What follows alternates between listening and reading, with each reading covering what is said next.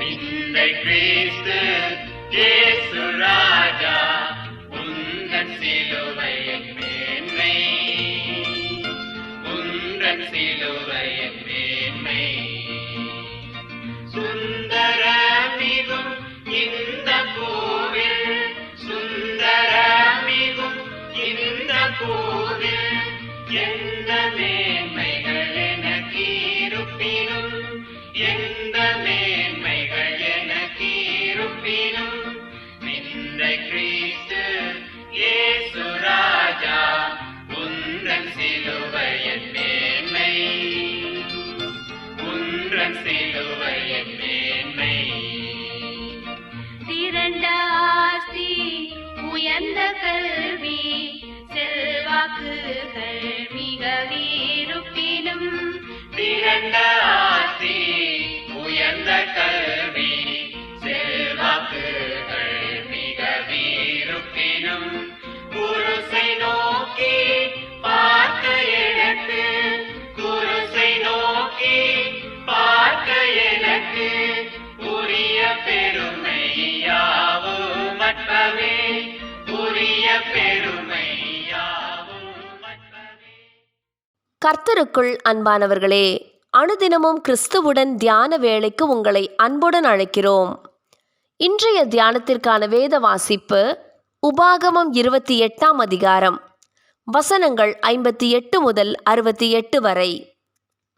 தியானத்தின் தலைப்பு கர்த்தருக்கு பயப்படும்படிக்கு. கர்த்தர் என்னும் மகிமையும் பயங்கரமான நாமத்திற்கு பயப்படும்படிக்கு நியாயப்பிரமாண வார்த்தைகளின்படியெல்லாம் நடக்க கவனமாயிராவிட்டால். உபாகமம் 28ஆம் அதிகாரம், வசனம் 58.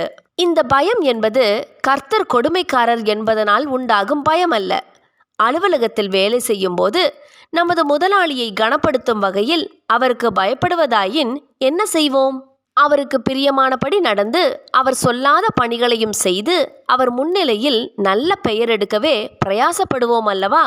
இங்கே கர்த்தரை கனப்படுத்தும் வகையில் அவருக்கு பயப்படும்படி கூறப்படுகிறது. தேவன் கேட்பதெல்லாம் இந்த நியாயப்பிரமாண வார்த்தைகளின்படி நடக்க கவனமாயிரு என்பதே ஆகும். இன்று அநேகர் நினைப்பது என்ன? கர்த்தருக்கு பயப்படுவதென்றால் அவர் நம்மை தண்டித்து விடுவாரோ அல்லது ஏதாவது எதிர்பாராத பிரச்சனையில் மாட்டிக்கொள்வோமோ என்றுதான் நினைத்து பயந்து நடுங்குகிறார்கள். ஆனால் அதுவல்ல காரியம். அவருடைய கற்பனைகளை கைக்கொள்வதே அவருக்கு பயப்படும் பயம் என்கிறது வேத வாக்கியம்.